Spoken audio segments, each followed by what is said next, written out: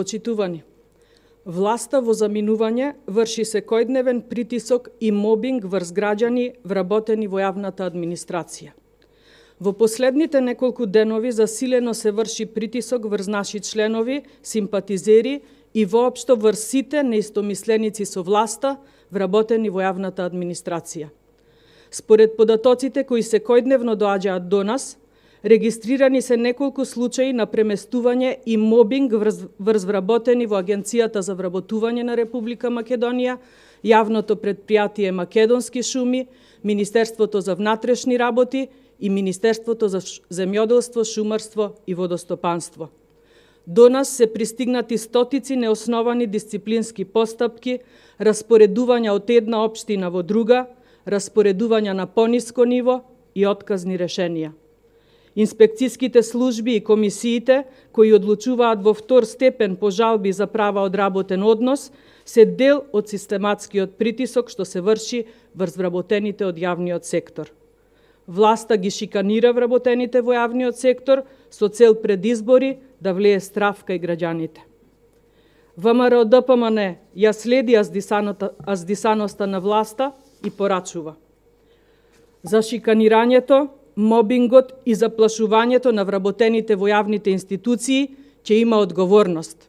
Никој не сме да им се заканува на граѓаните заради политичка определеност или неопределеност. Власта треба да ги тргне рацете од јавната администрација, која професионално се извршува работата во корист на граѓаните. ВМРО ДПМН нема да ги остави вработените во јавната администрација сами во борба со неправдата на Социјалдемократскиот сојуз. Токму заради овие причини, партијата нуди бесплатна правна помош за сите вработени во јавната администрација, кои на било кој начин се жртви на оваа власт.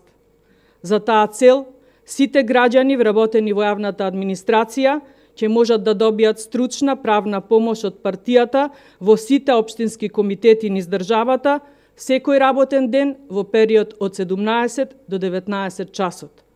ВМРО ДПМН ги охрабрува сите малтретирани вработени во јавниот сектор да ги пријавуваат сите видови на притисоци на работните места, зашто правда ќе има за сите, а функционерите деспоти ќе одговараат за сите злоупотреби и притисоци. Насилието нема да го спречи падот на оваа власт.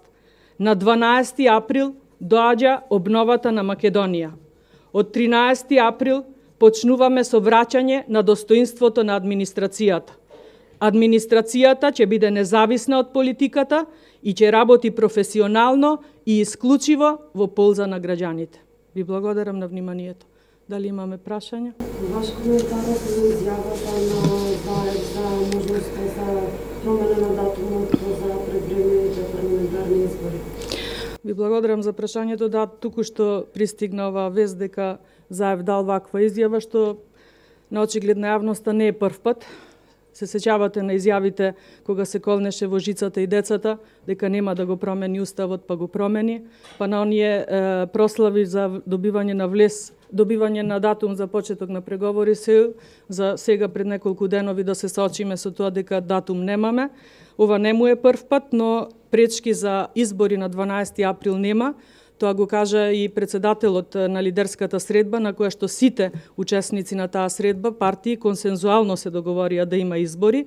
Ова едноставно е само обид на Заев и алиби да избега на правдата. Тоа е онаа правда заради која што ги урнисаа сите државни институции во државата, но токму таа правда нив ќе ги стигне. Кога тогаш? Колку повеќе одолговлекуваат, толку посилен пораз ќе доживеат. Ви благодарам.